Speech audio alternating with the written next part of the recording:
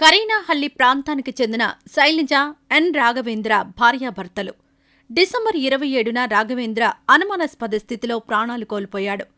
Fits వచ్చి పడిపోయాడని, కాసేపటికే చనిపోయారని శైలజ కన్నీరు మున్నీరైంది. ఆమె చెప్పింది నిజమేనని అంతా నమ్మారు. రాఘవేంద్రకు అంత్యక్రియలు నిర్వహించారు. అయితే రాఘవేంద్ర మృతిపై అతని కుటుంబ సభ్యులు అనుమానం వ్యక్తం చేశారు. తమకు అనుమానాలున్నాయని, విచారణ జరపాలని పోలీసులకు ఫిర్యాదు చేశారు. పోలీసులు ఈ కేసును సీరియస్గా తీసుకుని విచారణ జరపగా ఊహించని ప్రత్యక్ష సాక్షి జరిగిందేంటో చెప్పాడు. ఆ ప్రత్యక్ష సాక్షి మరెవరో కాదు, రాఘవేంద్ర కన్న కొడుకు, 10 ఏళ్ల వయసున్న ఆ పిల్లాడు తండ్రి హత్య జరిగిన 2 వారాల తర్వాత పోలీసుల ముందు అసలు నిజం బయటపెట్టాడు.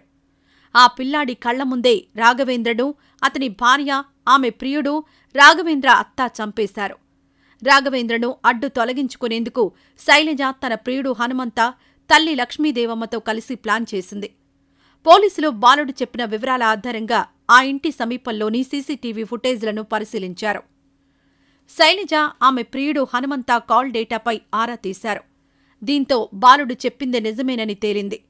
భార్య, ప్రియుడు, ఆమె తల్లి ముగ్గురూ కలిసి రాఘవేంద్రను పొట్టన పెట్టుకున్నారు. చేనేత వస్త్ర దుకాణంలో పనిచేసే హనుమంతకు, గార్మెంట్ ఫ్యాక్టరీలో పనిచేసే రాఘవేంద్ర భార్య శైలజకు పరిచయం ఏర్పడింది. ఇద్దరి మధ్య పరిచయం వివాహేతర సంబంధానికి దారితీసింది. వీరి బాగోతం కొన్నాళ్లకు శైలజ భర్త రాఘవేంద్రకు తెలిసింది. ఈ విషయంలో భార్యాభర్తల మధ్య గొడవలు జరుగుతున్నాయి. ఈ క్రమంలోనే భర్తను అడ్డు తొలగించుకోవాలని శైలజ భావించింది. చివరకు ప్రియుడు తల్లితో కలిసి అనుకున్నంత పని చేసింది. గత ఏడాది డిసెంబర్ 27న అర్ధరాత్రి 2:15 రాఘవేంద్ర సోదరుడు చంద్రశేఖర్కు శైలజ ఫోన్ చేసింది. రాఘవేంద్ర ఫిట్స్ వచ్చి పైనుంచి పడిపోవడంతో దెబ్బలు తగిలాయని చెప్పింది. దీంతో చంద్రశేఖర్, అతని తండ్రి హుటాహుటిన రాఘవేంద్ర ఇంటికి వెళ్లారు. అప్పటికే రాఘవేంద్ర చనిపోయాడు. తలకు గాయాలైనట్లు వారు గుర్తించారు. తొలుత ఫిట్స్ కారణంగానే చనిపోయాడని భావించినప్పటికీ అతని చావు వెనుక ఏదైనా కుట్రకోణం ఉందేమోనన్న అనుమానం చంద్రశేఖర్కొచ్చింది. ఈ నేపథ్యంలో డిసెంబర్ 29న, అంటే ఘటన జరిగిన 2 రోజుల తర్వాత తమ ఇంటికి ఎవరో ఒకతను వచ్చాడని రాఘవేంద్ర కొడుకు చంద్రశేఖర్కు చెప్పాడు. దీంతో చంద్రశేఖర్ అనుమానం మరింత బలపడింది. రాఘవేంద్ర ఇంటికి శేఖర్ బయలుదేరి వెళ్లాడు.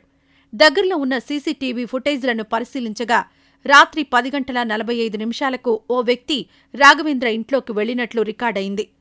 తన సోదరుడి భార్య, ఆమె తల్లి, ఒక పాప, బాబుతో అద్దె ఇంట్లో నివాసం ఉంటున్నాడని పోలీసులకిచ్చిన ఫిర్యాదులో రాఘవేంద్ర సోదరుడు పేర్కొన్నాడు.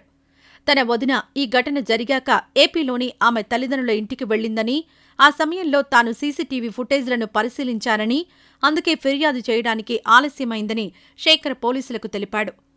ఆ పిల్లాడు ఈ ఘటన గురించి పోలీసులకు చెబుతూ తాను రాత్రి పడుకున్నానని, అయితే అర్ధరాత్రి సమయంలో ఏదో శబ్దం వినిపించి మెలకువ వచ్చిందని, వెళ్లి చూసేసరికి అమ్మమ్మ నాన్న 2 కాళ్లను గట్టిగా పట్టుకుందని బాలుడు తెలిపాడు. అమ్మ, నాన్న కదలకుండా ఆయనపై కూర్చొని ఉందని, మరో వ్యక్తి చపాతీ కర్రతో నాన్న తలపై కొట్టాడని బాలుడు చెప్పాడు. ఎందుకు నాన్నను కొడుతున్నారని వాళ్ళనడిగానని, అప్పుడు అతను నా దగ్గరకొచ్చి కొట్టాడని, ఈ విషయం ఎవరికైనా చెబితే చంపేస్తారని బెదిరించాడని రాఘవేంద్ర కుమారుడు పోలీసులకు జరిగిందంతా వివరించాడు. ఈ విధంగా తండ్రిని చంపేందుకు తల్లి చేసిన కుట్రను కన్న కొడుకే బయటపెట్టాడు. పోలీసులు శైలజను, ఆమె ప్రియుణ్ణి, తల్లిని అరెస్ట్ చేసి హత్య కేసు నమోదు చేశారు. వివాహేతర సంబంధం మోజులో పడిన శైలజ ఇలా భర్తను చంపి హంతకురాలిగా మారి చేజేతులా సంసారాన్ని నాశనం చేసుకుంది.